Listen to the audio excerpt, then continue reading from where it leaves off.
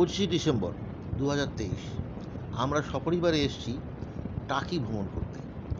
হালিশহর থেকে আমরা গাড়ি বুক করে এখানে চলে এসেছি। সময় লেগেছে 4 ঘন্টা মতো। আমরা এখানে বিভিন্ন জায়গা ঘুরে দেখব। তার জন্য প্রথমেই টোটো বুক করলাম, যে টোটো আমাদের 900 টাকায় নেবে।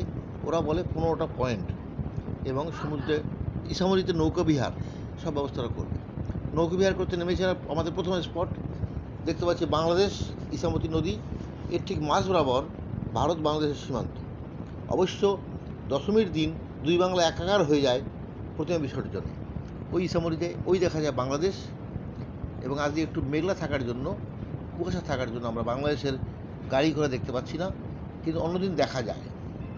ইসামতিতে ঘুরতে ঘুরে দেখলাম ইসামতির ভাঙন ঠেকানোর জন্য পৌরসভা থেকে বহু রকম ব্যবস্থা নিয়েছে। এখানে বালির বস্তা দেওয়া হয় এবং কাঠের গুঁড়ি দিয়ে আটকে দেওয়া হয়। এভাবে করে ভাঙন ঠেকানোর চেষ্টা হয়। মাঝে মাঝে ইসামতির ভাঙন নিয়ে আমরা খবরে দেখতে পাই।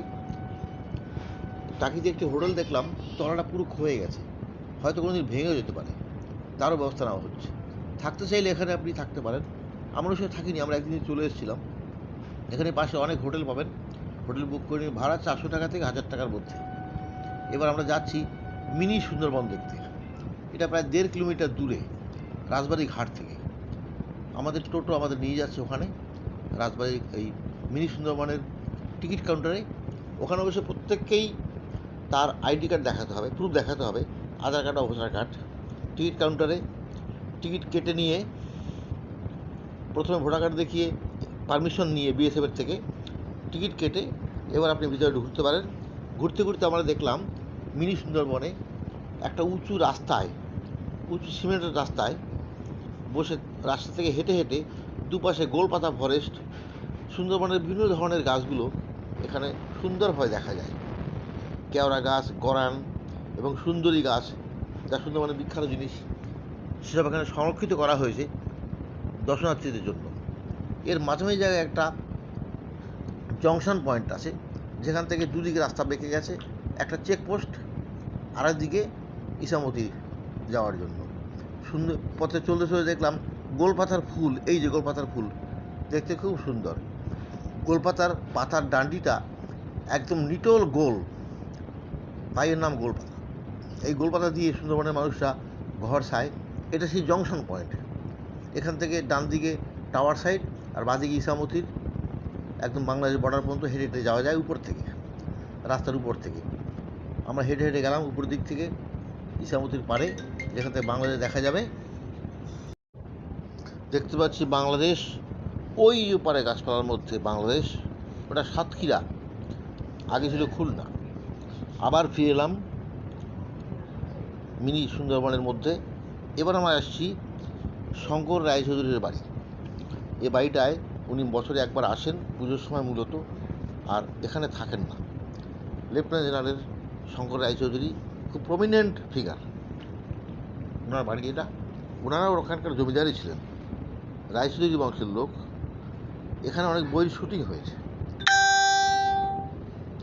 এখানে বহু বইয়ের শুটিং হয়েছে, এবং সোনার গয়নার বাক্স অপর্ণা সেনের শুটিং এখানেই হয়েছে। এছাড়াও 8-9টার বনগা লোকাল তাপস পালের, তার শুটিং এখানে হয়েছে। জোড়া শিব মন্দির, টাকের খুব বিখ্যাত প্রাচীন শিব মন্দির এই দুটো, জোড়া শিব মন্দির পাশাপাশি দুটো আছে। আমরা এখন জোড়া শিব মন্দিরের সামনে আছি। এখান থেকে আমরা যাব পরবর্তী গন্তব্য আমাদের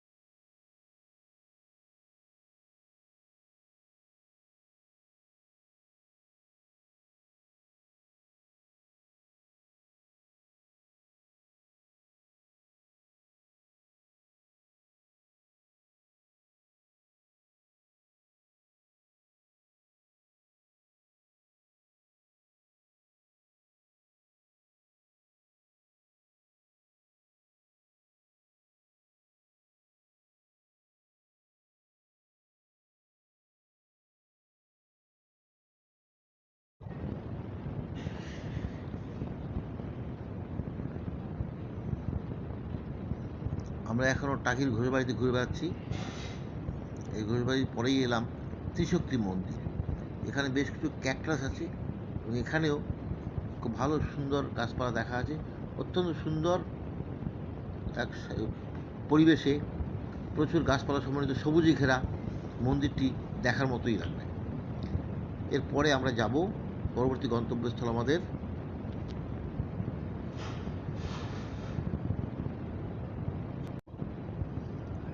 আমরা ত্রিশক্তি মন্দির দেখে চলে এসেছি পুয়ের বাড়ি অর্থাৎ মূল রাজবাড়িতে। এখানে দেখতে পেলাম মোষ বলি দেওয়ার খড়গ আছে, আর বহু প্রাচীন অস্ত্রপাতিও রাখা আছে। এছাড়া এই রাজবাড়ির গঠনশৈলী অত্যন্ত ভালো এবং বড় বড় ছাদ, অনেক বড় বড় ঘরের ছাদগুলো কড়ি পর্দা দিয়ে আটকানো হয়েছিল, যা এখনও অটুট। তবে মূল রাজবাড়িটা এখনও শুটিংয়ের জন্য দেওয়া হয়। এখানে বহু অনুষ্ঠান করা হয় এবং বিবাহ ইত্যাদির জন্য ভাড়াও দেওয়া হয় রাজবাড়িটা। অবশ্যই ট্রাস্টি বোর্ড আছে যারা এটা রক্ষণাবেক্ষণ করে। অন্ধকার হয়ে যাচ্ছে, আমরা আর বেশি জায়গা ঘুরতে পারবো না। তো রাজবাড়িটা আমাদের আজকের মতো শেষ ঘোরার জায়গা। আর অনেক জায়গা আছে, পরবর্তী কোনো ভিডিওতে সেগুলো আমরা বলবো। ধন্যবাদ।